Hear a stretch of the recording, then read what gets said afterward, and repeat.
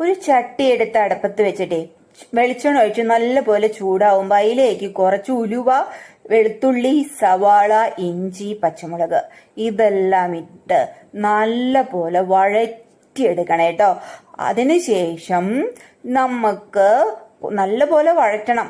അതിന്റെ മധുരപ്പൊക്കെ മാറി കിട്ടാൻ വേണ്ടിയിട്ടാണ് മഞ്ഞൾപ്പൊടി, മല്ലിപ്പൊടി, മുളക് പൊടി, കാശ്മീരി മുളക് പൊടി ഒരു ലേശം കൂടി ചേർത്തിട്ടുണ്ട് ഞാന്.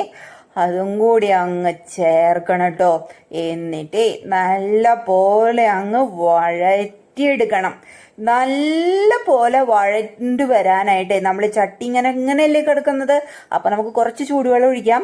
എന്നിട്ട് ഒന്ന് വഴറ്റിയെടുക്കുമ്പോൾ എണ്ണ തെളിയും. നല്ലപോലെ എണ്ണ തെളിയുമ്പോൾ നമുക്ക് കൊടംപുളി ചൂടുവെള്ളത്തിൽ ഇട്ട് വെച്ചതാണേ, അതങ്ങ് ചൂടുവെള്ളത്തോട് കൂടി അതിലേ അങ്ങ് ഒഴിക്കാം. അതിലേക്ക് കുറച്ച് ഉപ്പ് പൊടി ഇടണം. പിന്നെ കുറച്ചുകൂടി തിളപ്പിച്ച വെള്ളം അങ്ങ് എടുത്തൊഴിച്ച് കുറുകുറാ തിളയ്ക്കണ സമയത്ത് വെട്ടി നുറുക്കി പീസാക്കിയ തലക്കറി തല നല്ലപോലെ കഴുകി വൃത്തിയാക്കിയിട്ടുള്ള കേരമീന്റെ തല അതിലേക്ക് ഇട്ട് കൊടുക്കുക. പീസാക്കിയതാണേ. അതിലേക്ക് ഇട്ട് കൊടുത്ത് നല്ല പോലെ തിളപ്പിച്ച് വേവിച്ചങ്ങെടുക്കണം. ഈ കളറ് കണ്ടോ? കണ്ട തന്നെ അറിയില്ലേ സൂപ്പർ കറിയാന്നെന്ന്. എന്റെ പൊന്നോ, പൊളിയാണേ.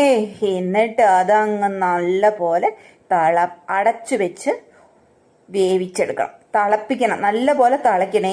എന്നാലാണ് അതിന്റെ ഒരു പച്ച ചുവയൊക്കെ മാറി കിട്ടുള്ളൂ. അതിനുശേഷം അടച്ചു വെക്കണം.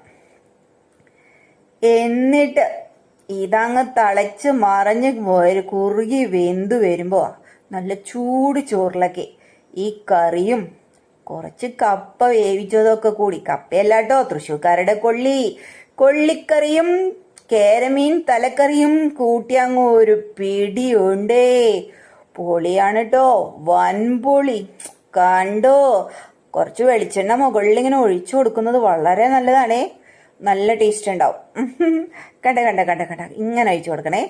എന്നിട്ടൊന്ന് ചുറ്റിച്ചെടുത്ത് ഇറക്കി വയ്ക്കാം. പിന്നെ ഞാൻ നേരത്തെ പറഞ്ഞ പോലെ തന്നെ മണുങ്ങും അങ്ങോട്ട് കഴിക്കുക. കഴിച്ചാലോ എന്നുവെച്ചാ 1 2 3 സ്റ്റാർട്ട്. അതല്ലേ, ഓ പൊളിയാണ് മക്കളെ, വൻ പൊളി.